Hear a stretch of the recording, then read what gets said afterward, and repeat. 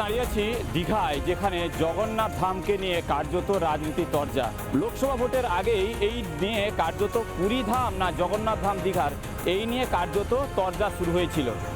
আজ উড়িষ্যার মুখ্যমন্ত্রী মোহন চরণ মাঝি একটি চিঠি পাঠান শুভেন্দু অধিকারীর কাছে, যা কিছুক্ষণের আগে শুভেন্দু অধিকারীর কাছে সেই চিঠি পৌঁছায় এবং শুভেন্দু অধিকারী কার্যত ঘোষণা করে দেন যে এই যে জগন্নাথ ধাম সেটা কিন্তু থাকবে না, এবার থেকে হবে জগন্নাথ কালচারাল সেন্টার এবং মন্দির।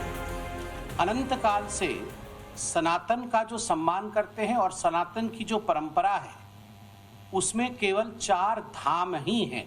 2025 में जब जगन्नाथ धाम दीघा करके इस प्रकार एक प्रकल्प का, एक मंदिर का उद्घाटन किया गया, सभी सनातनियों को कष्ट हुआ था, मगर आज परिवर्तन हुआ है।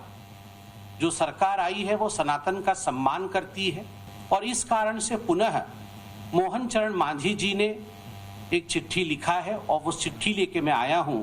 আমরা মাননীয় উড়িষ্যার মুখ্যমন্ত্রীর এই যে প্রস্তাব তাকে গ্রহণ করে ওই ক্যাম্পাস থেকে ধাম শব্দটাকে আমরা প্রত্যাহার করছি, সরিয়ে দিচ্ছি। পুরো কমপ্লেক্সটার নামই হবে শ্রী শ্রী জগন্নাথ সাংস্কৃতিক কেন্দ্র। শুভ অক্ষয় তৃতীয়ার দিন পুণ্যতিথিতে জগন্নাথ ধাম যিনি উদ্বোধন করেছিলেন প্রাক্তন মুখ্যমন্ত্রী মমতা বন্দ্যোপাধ্যায় 30 এপ্রিল, তার ফলক রাখা রয়েছে। ইতিমধ্যে উড়িষ্যার মুখ্যমন্ত্রী মোহন চন্দ্র মাঝি তার সাংসদের মাধ্যমে চিঠি পাঠান এবং চিঠি পাঠিয়ে সেখানে আজ থেকে এই জগন্নাথ ধামের পরিবর্তে লেখা থাকবে জগন্নাথ কালচারাল সেন্টার। এটা সর্বসাধারণ সেই কারণে এটা মন্দিরের মানে যেটা ধামের সঙ্গে একে তুলনা করা যায়।